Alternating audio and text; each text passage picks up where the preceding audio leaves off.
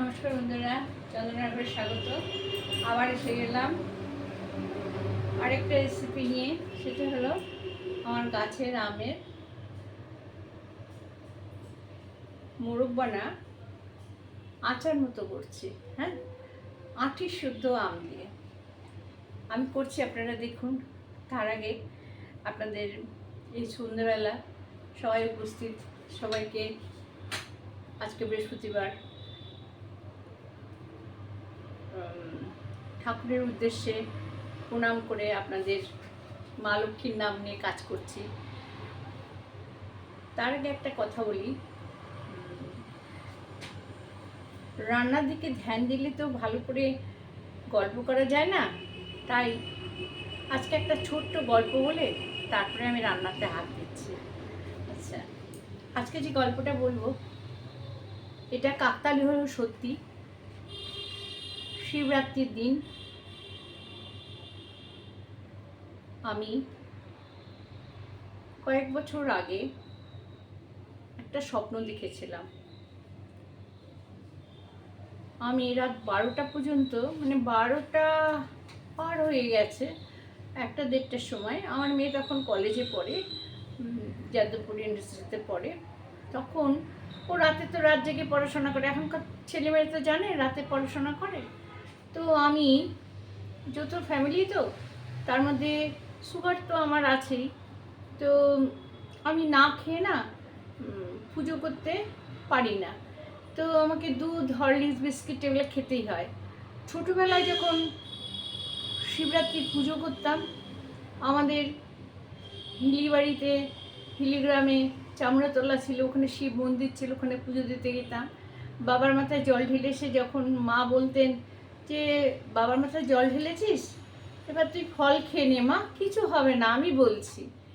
তো আমরা রাত জাগা বা ওই, তখন তো জানতাম না শিবরাত্রি করে শিবের মতো বর পেতে হয় বা ভালো মন্দ, ওই সবাই পুজোকে দিদিরা করে আমিও করবো এইরকম আর কি। খিদে তো পেতই। তো মার কথা শুনতাম না, তবুও মা আমাদেরকে জোর করে বলে, আমি মা বলছি, মার উপরে কোনো ঠাকুর হয় না, তুই তুই খা। আসলে আমার কষ্ট হবে, ছোটো তো। তো ফল টল দিত, তারপরে সাবু মাখা দিত, খেতাম। তো সেই থেকে মা তো ভীষণ ঠাকুর ভক্ত ছিল। তো আমি ভীষণই তখন মানে ঠাকুরের দিকে মার জন্যই বলতে হবে যে বাড়িতে পুজোর জন্য তো বাবা অতটা ছিল না। বাবা রামকৃষ্ণ মিশন মানে আশ্রম থেকে, রামকৃষ্ণ আশ্রম থেকেই তো পড়াশোনা করেছে কলকাতায়, আর্ট কলেজে পড়াশোনা করেছে, ওই ছাত্রাবাসে থাকতো তখনকার সময়। তো বাবা রামকৃষ্ণদেবকে ভীষণ ভীষণ মানে ভালোবাসতো। তো মা ছিল লক্ষ্মী, নারায়ণ, গোপাল, আমাদের গোপাল ছিল। আমার মা বলে যে মানে আমাদের ঠাকুমার কাজগুলো সব মা করতো। তো দোল যাত্রা হতো, দোল হতো, সেই থেকে ঠাকুরের প্রতি ভক্তি। আর ছোটোবেলায় বাবা আমাদের এতগুলো বোন তো, যদি ঝড়ঝাটি করি সেজন্য সবাইকে ছোটো ছোটো কাজ ভাগ করে দিয়েছিল। আমি তখন ছোটো ছিলাম, আমাকে বলছে তোমার মায়ের পুজোর ফুলগুলো আর ছোটো ছোটো থালা বাসনগুলো তুমি মার জন্য ধুয়ে রাখবে। আমি স্কুলে, প্রাইমারি স্কুলে যখন পড়ি তখন এই কাজগুলো করতাম। তা একদিন তারপরে তো আমি মাধ্যমিক পরীক্ষাতে কলকাতায় চলে আসি। আমি ওই পটে পুজো করতাম। তারপরে তারকেশ্বর গেছিলাম, তখন ওখান থেকে একটা লিঙ্গমূর্তি নিয়ে এসেছিলাম, ওই লিঙ্গমূর্তিটাকে আমি রোজ পুজো করতাম। তো একদিন রাত্রিবেলা, তো শিবরাত্রির দিন আমার মেয়ে পড়াশোনা করছে, আমি ওই রাতে ঠাকুরের মাথায় জল ঢালার জন্য ঠাকুর ঘরে গেছি। ওখানে শিবের স্তোত্রপাঠ, তারপরে মহাদেব মন্ত্র এসব পড়ে টেরে বাবার মাথায় জল টল ঢেলে 1টার সময় নেমেছি। তখন মা, আমার মেয়ে আমাকে জিজ্ঞেস করছে, মা তোমার পুজো হয়ে গেল? আমরা হ্যাঁ। তো ও বলছে চলো তাহলে এখন শুয়ে পড়ি। তা মা আর ওর মেয়ে একই বিছানায় শুয়ে, ওর বাবা আলাদা বিছানায় থাকে। তা আমি মেয়েকে নিয়ে বিছানায় শুয়েছি। হঠাৎ ভোরবেলা 4টের সময়, মানে 3:30, 4:45, 4টে এরকম বাজে। ঘড়িটা তখন আমি দেখিনি, পরে উঠে দেখেছি তখন 4:30 বাজে। তো দেখছি আমার ঠাকুর ঘর থেকে ওই বাবা ভোলানাথ তের মতন যে খড়ম পায়ে দেয়, আমার বাবারা দেশের বাড়িতে খড়ম পায়ে দিত, ঠক ঠক ঠক ঠক আওয়াজ হতো। তো দেখি সেই ঠাকুর ঘর থেকে নামছে ঠক ঠক ঠক ঠক করতে করতে করে ঠাকুর ঘর থেকে নামলো। নেমে আমি আর আমার মেয়ে যে ঘরে ঢুকে শুয়ে রয়েছি সেই ঘরে এসে ঢুকলো, ঠক করে দাঁড়িয়ে গেল। তখন কাকতালি হলেও সত্যি। আমি বলছিলাম যে আমার চোখ ভারী হয়ে এসেছে। আমি বলছি বাবা তোমাকে আমি দেখবো না, তুমি যাও তুমি যাও, আমি তোমাকে দেখবো না, তুমি চলে যাও, তুমি চলে যাও, এখন চলে যাও, আমি তোমাকে দেখবো না। বিশ্বাস করবেন না, সেকেন্ডের মধ্যে আবার ঠক ঠক করতে করতে সিঁড়ি বিয়ে নেমে গ্যারেজ দিয়ে কোলাস্টেবল গেটের বাইরে চলে গেল। সেই আওয়াজটা আমি পেলাম। আপনারা বলবেন এটা কাকতালিও, আমি বলবো না। আমাদের রামকৃষ্ণদেবের বইয়ে আমরা পড়েছি যে ছোটোর থেকে যারা ঈশ্বর ভজনা করে তাদের একটা চোখ আর একটা কান তৈরি হয়ে যায়। মা বাবার প্রতি ভক্তি ছিলই, সবাইকে ভালোবাসতাম। আমাদের দেশের বাড়িতে বয়স্ক মানুষ যে অন্ধ চলতে পারে না, তাকে নিয়ে মাঠে নিয়ে গিয়ে বসিয়ে দিতাম। ওই মাসি, ওই বাড়ির যে ওনার যে বৌমা, সে আমাকে বলতো তোদের খেলাধুলা হয়ে গেলে দাদুকে আবার বাড়িতে দিয়ে যাস। তারপরে আমার মাইমা, দিদিমা এরা সব ছিল, এদের মাথায় তেল দিয়ে দেওয়া, যে যাহা বলতো তারা সব কাজ করে দিতাম। আমি ছোট ছিলাম, সবাই ভালোবাসতো, আর কোনো ভেদাভেদ ছিল না। সবার বাড়িতে গিয়েই আমার দিদি চা করে নিয়ে আমাকে ডাকছে, আমি তো অন্য বাড়িতে গিয়ে চা খাচ্ছি। এইরকম ছিলাম। যাই হোক, সেই ঘটনাটা ঘটে গেল।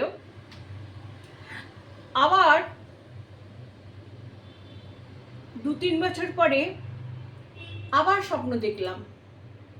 ঠিক ওই স্বপ্নের পরে 2-3 বছর পরে আবার স্বপ্ন দেখলাম। সেই শিবরাত্রি, সেই অমাবস্যা রাত, চতুর্দশীর আর কি, চতুর্দশীর রাত শেষ হতে চলেছে। সেই পুজো করে আবার শুয়েছি। সেই ভোরবেলা আবার স্বপ্ন দেখছি জলার জায়গায়, ড্রেন দিয়ে যেখানে জল যায় সেরকম একটা, আমাদের সল্টলেকের সব বাড়িতে বাগানে একটা কল থাকে, সেখানে জল নিয়ে আমরা বাগানে জল টল দিই। তো সেরকম জায়গায় দেখছি বাবা মূর্তি ওখানে আছে, লিঙ্গ মূর্তি আছে, কিন্তু সারা গায়ে শ্যাওলা মাটিতে ভর্তি। তো আমি কি করতে ওখানে গেছি আর বলছি বাবা তোমাকে কে তো নোংরা জায়গায় রেখেছে, আমি তোমাকে কোলে করে বাড়ি নিয়ে যাব। তারপরে আমার ঘুম ভেঙে যায়, আমি উঠি আমাদের বাগানে যাই। আমার ভাসুর তখন প্রচুর ফুল গাছ বুনতো, তো ফুল গাছে সব ছোটো ছোটো পাথর টাথর দিত, ওর ভেতরে নুড়ি পাথরগুলো আমি খুঁজছিলাম, আমি পেলাম না। 1 দিন গেল, 2 দিন গেল, 3 দিনের দিন আমাদের পাড়াতে এক শিব ভক্ত ছিল, তাকে আমি বললাম যে মাসি আমি এরকম দেখেছি আর কি। তারপরে যাই হোক, ওনাকে সাথে নিয়ে তারপরে আমি এই মাঝখানের কথাটা আমি আর বললাম না। হ্যাঁ, আমি তারপরে সেই লিঙ্গমূর্তির দর্শন পেলাম। কোথায় পেলাম, কার বাড়িতে পেলাম এটা বলবো না আমি। হ্যাঁ, সবাই বলতে বারণ করে, তাই বলছি যে পেলাম আমি, কিন্তু সে দেখে আপনি বুঝতে পারবেন না যে ওটা শিব মূর্তি, মনে শিবলিঙ্গ মূর্তি আর কি। সেখানে মাটি দিয়ে এমনভাবে ঢাকা ছিল, কিছুতেই সেই মূর্তি চেনার উপায় নেই। আর ইটবালি সিমেন্ট দিয়ে একদম চাই করা, ভীষণ ভার। তখন ওই মাসি আর আমাকে বলল চলো আমরা দুজনে কোলে করে নিয়ে যাই। আমি মাসি আমি তো একা নিতে পারবো না। আমি তখনই আমি ঘুম থেকে উঠে স্বপ্ন দেখে আমি আমার যাকে বলেছিলাম যেরকম স্বপ্ন দেখলাম, যা কিছু বলেনি। আমার বরকে বললাম, আমার বর বলে কি হ্যাঁ খেয়ে দেওয়ার কাজ নেই, তোমার কাছে মদে বসবে, হ্যাঁ বাবার ঠেকা পড়েছে, এইসব কথা।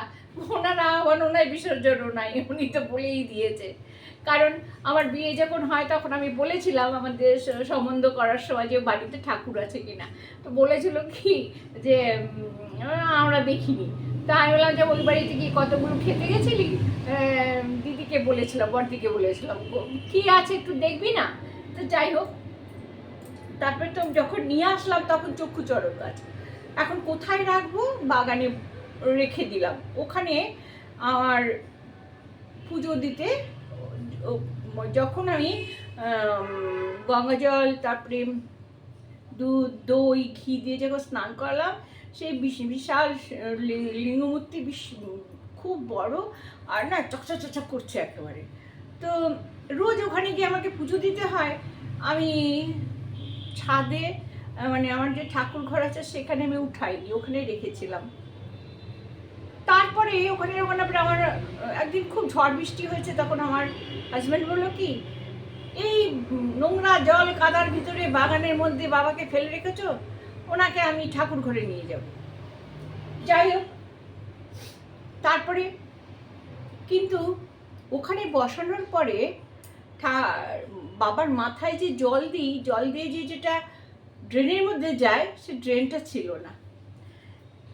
সেদিন রাতে যখন ঝড় বৃষ্টি হয়েছে, খুব ঝড় বৃষ্টি হয়েছে, তখন ওখানে এই বিশাল মাটি তুলেছে, কুকুরে নাকি সেকে মাটি তুলেছে, পায়ের মধ্যে বড় বড় পশুপতিনাথ, আমার মনে হয় বিড়ালের থেকে বা কুকুরের থেকে ওরকম থেকে বড় বড় পায়ের ছাপ রয়েছে। আর ওই জায়গাটা যেখানে বাবার জল পড়বে সেই জায়গাটা আমার বর ওই চারপাশে না টালি পেতে দিয়েছিল, যাতে মানে আসন পেতে আমি যাতে পুজো করতে পারি, কাদা ফাদা না লাগে। ওই টালি সরিয়ে ওখানে চৌবাচ্চা করে দিয়েছে। হ্যাঁ, আপনারা বিশ্বাস করতে পারবেন না, মনে হয় যেন কে যেন নিপুণভাবে সুন্দর করে ছোটবেলায় যেমন পূর্ণপুকুর পুষ্পমালা ওই চারধার করে মা কেটে দিত, সুন্দর করে লেপে টেপে পুচ্ছে, ঠিক সেরকম করে দিয়ে গেছে। আচ্ছা, সে তো গেল। আমার স্বামীর আর বিশ্বাস আর হয় না। তো যাই হোক, তাও উনি পরের দিনই বাবাকে নিয়ে ওপরে নিয়ে গিয়ে উঠেছে, ঠাকুর ঘরে উঠেছে। কিন্তু আরও কথা, ও তো গর্ত করেইছে, তারপরে আমার বেল গাছ এনে বুনেছিলাম, সেই বেল গাছগুলো উপড়ে ফেলে, মানে কোন এত টব আছে, কোনো গাছের কোনো গাছ নষ্ট করেনি, কিন্তু ওই টব থেকে বেল গাছ উপড়ে ফেলে দিয়েছে। হ্যাঁ, এই কাণ্ড হয়েছে। তারপরে দেখলাম আমার হাজবেন্ড বললো যে এত বড় ইটের চায়ের সঙ্গে মানে সিমেন্টে আটকানো আছে, তো শুধু লিঙ্গমূর্তিটাকে নিয়ে উনি ঘরে রাখবে। অত বড় জায়গা, ছোট ঠাকুর ঘর, অত বড় জায়গায় আটকাচ্ছেন আর কি, দেখতে মানে বসার জায়গা নেই, এরকম অসুবিধা হচ্ছে। আমি পুজো করতে, আমি রান্না করছিলাম, আর আমার হাজবেন্ড করেছে কি ছেনি হাতুড়ি নিয়ে গিয়ে ওই ওই ছাদে বসে বসে বাবার ওই ইট, ভীষণ কর্মঠ, মিস্ত্রি ডাকে না তো, নিজে যতটা পারে কাজ করে, যখন না পারে তখন মিস্ত্রি ডাকে, গিয়ে এরকম করে কেটেছে, কেটে বাবাকে বের করেছে। আমরা কিন্তু ঘূর্ণাক্ষরেও জানি না ছাদে গিয়ে কি করছে। বাবাকে যখন বের করেছে, তো বাবার যে লিঙ্গমূর্তিটা নাকি উনি দেখেছে যে এত বড় মাথা আস্তে আস্তে সরু হয়ে গেছে, সুতোর মতো সরু হয়ে গেছে, মানে অবাক কাণ্ড, কিছুতে আর দাঁড় করাতে পারে না। তখন আমার পাথরের বাটি ছিল, পাথরের বাটির মধ্যে সিমেন্ট গুলে তাড়াতাড়ি করে বাবাকে বসিয়ে আটকে দিয়েছে, আর লিঙ্গটা উপরে শুধু দাঁড় করিয়ে রেখেছে। আমাকে এসে তারপরে বলছে যে আজকে ঠাকুরের মাথায় জল দিও না, আমি না ওটা সিমেন্ট করে দিয়েছি। তাহলে কেন তুমি এটা খুলতে গেছো কেন? বলে যে দেখছিলাম বাবা অন্য ভাষায় বলেছে যে পেছনে কিছু নিয়ে বসে আছে কিনা। তা আমি বললাম পেলে কিছু সোনায় হিরে মানি? বললে না। তারপরে কি কাটবো জানেন, যখন অফিসে গেছে, প্রমোশন হয়েছে, টাকা বেড়েছে, কিন্তু ওনাকে ক্যাশিয়ারের বড় ক্যাশ বাক্সে যে সিএমডি এর কোটি কোটি টাকা থাকে সেই কাঠের চাবি দিয়ে দিয়েছে। বলে টাকা তো দিল না, কিন্তু বাবা আমাকে একটা বড় চাবি দিয়ে দিল। টাকা দেখার তোর শখ হয়েছে, দেখ কত টাকা দেখবি, নাড়বি চাড়বি তোর হবে না।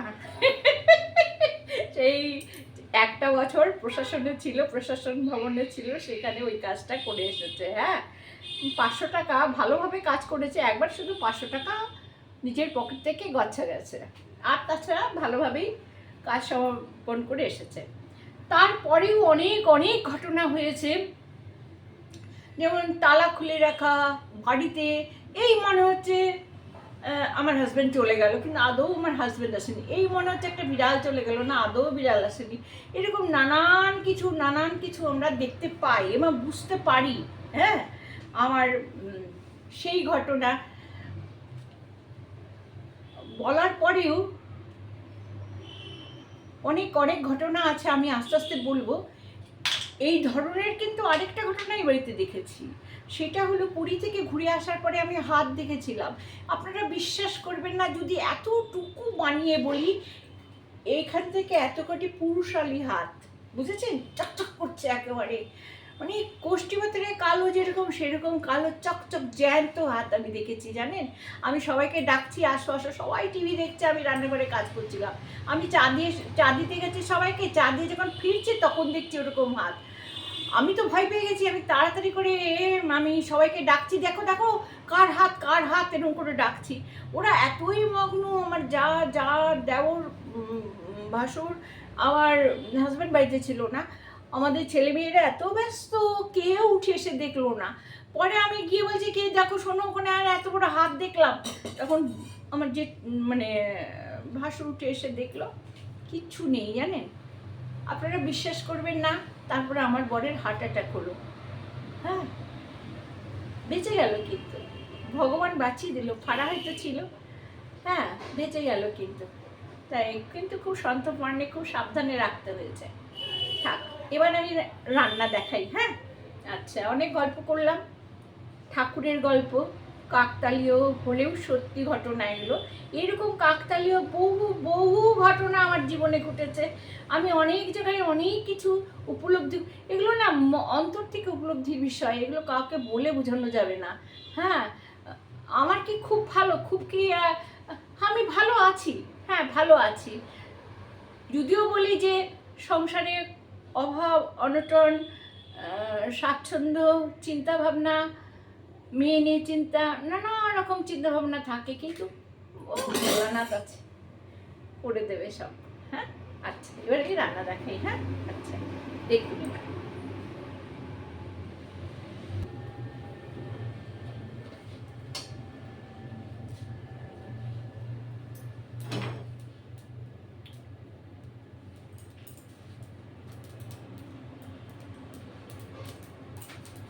দেখছেন,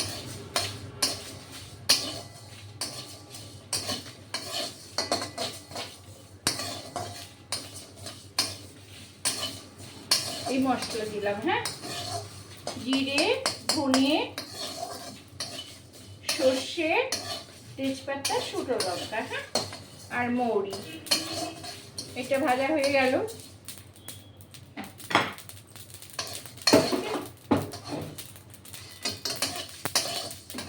ভাজার গন্ধ বেরিয়ে গেছে।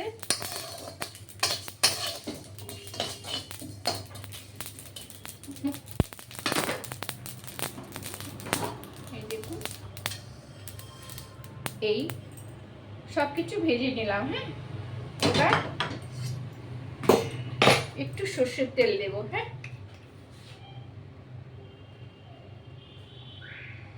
একটু সর্ষের তেল দিলাম, সর্ষের তেলের ভেতরে দেখুন পাঁচফোড়ন দিয়ে দিলাম, আর দুটো তেজপাতা দিয়ে দিলাম।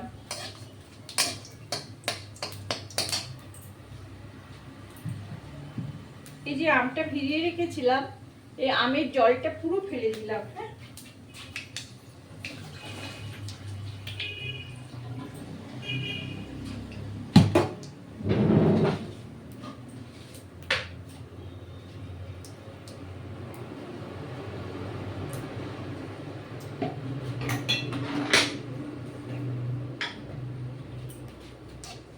দেখুন লঙ্কাটা ভাজা হয়ে গেছে। হ্যাঁ, আচ্ছা, এবার আমটা ছেড়ে দিলাম।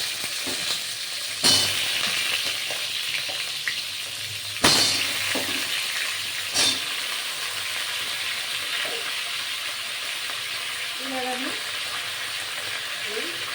লবণ দিয়ে দিলাম। আমের যেহেতু কালার আছে, বেশি লবণ হলুদ দেবো, অল্প হলুদ দিলাম।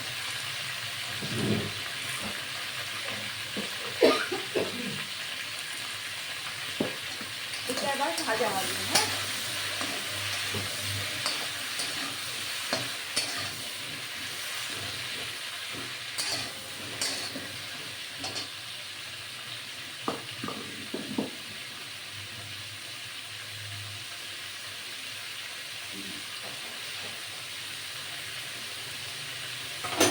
একটু ঢাকা থাকবে 2 মিনিট, তারপরে আমি মিষ্টি দিয়ে এটা সেদ্ধ করব। এবার বন্ধুরা এসে গেলাম, দেখুন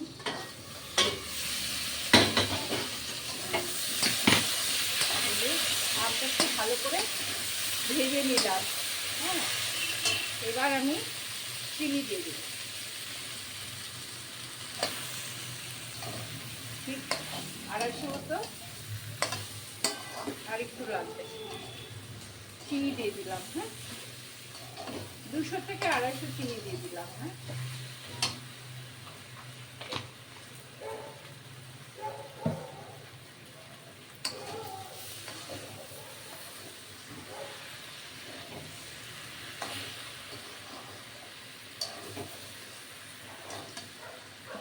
আর এই যে দেখছেন মশলা এই গুঁড়ো হয়েছে, এখান থেকে আমি আন্দাজ মতো গুঁড়ো দিয়ে দেব। আমি আর একটু এর মধ্যে গোলমরিচ আর লবণ দিয়ে দিলাম, বিট নুন। হ্যাঁ,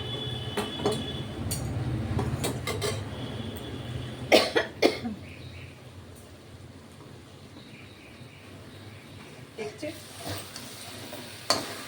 আমি আবার 2 মিনিট ঢেকে দেবো। হ্যাঁ,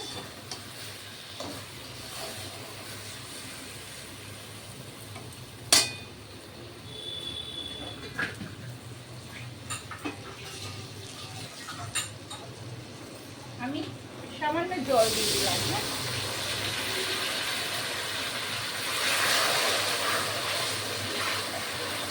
এই আচারটা যদি এইভাবে করা যায় তাহলে দীর্ঘদিন সংরক্ষণ করে রাখা যাবে ফ্রিজে। হ্যাঁ, আর এইটা যদি জল না দিয়ে জলে সেদ্ধ করে তারপরে আবার চিনি সিরাপ করে এই আমগুলো দেওয়া যায় তুলে নিয়ে, তাহলে মোরব্বা হয়ে যাবে। হ্যাঁ, এক্সকিউজ মি, এখানে এখন 2 মিনিট সেদ্ধ হবে। এবার আমি একটু নেড়ে দেখছি কতদূর কি হলো, কারণ আমাদের গাছের আম এখন বাকি হয়ে গেছে, তাই একটু সময় লাগবে। যদি কাঁচা আম হতো তাহলে হয়ে যেত, জলও দিতে হতো না। দেখুন এটা সেদ্ধ হয়ে এসছে প্রায়। হ্যাঁ, আর একটু হবে। হ্যাঁ, আরও 2 মিনিট এটা ফুটবে।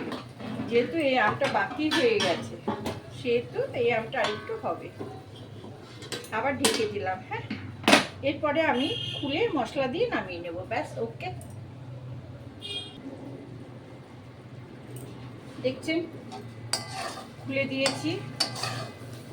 এবার আমি খুলেই সিদ্ধ করেছি এবং দেখাচ্ছি আপনাদের।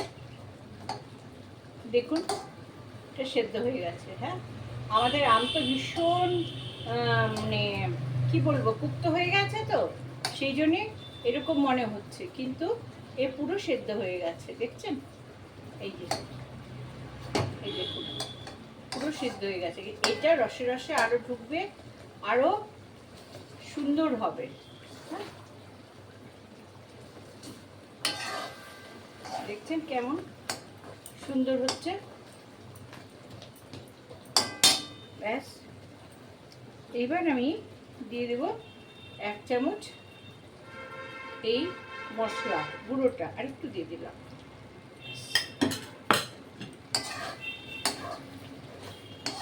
একটু হাফ ডাস্ট হলে ভালো হতো, দেখতে ভালো লাগতো, কিন্তু আমার গুঁড়ো হয়ে গেছে মিক্সিতে বেশি। হ্যাঁ, আর এইটাকে যাতে চিনির রসটা জমাট না বাঁধে সেই জন্য আমি এখানে একটু সংরক্ষণও করা যাবে, এটা রস দিয়ে দিলাম, একটু লেবুর রস দিয়ে দিলাম। হ্যাঁ, গন্ধটা ভালো হবে আর খেতেও ভালো লাগবে। হ্যাঁ, আর এক টুকরো দিয়ে দিই, আর এক টুকরো দিয়ে দিলাম লেবুর রস। হ্যাঁ, ব্যাস।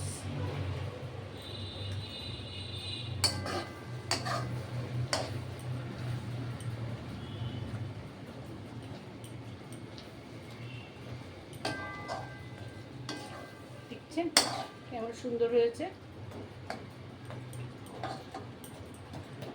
আচারও না আবার মোরব্বাও না, দুটোর মাঝামাঝি। হ্যাঁ, এটা এই আমি নিভিয়ে দিলাম ঝোল ঝোল, দেখুন।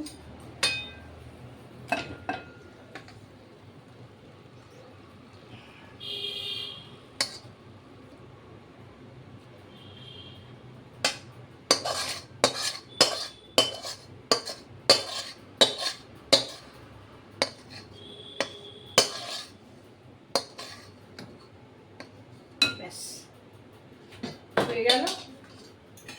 এবার আপনারা দেখুন একদম এইরকম। হ্যাঁ, দেখুন এই যে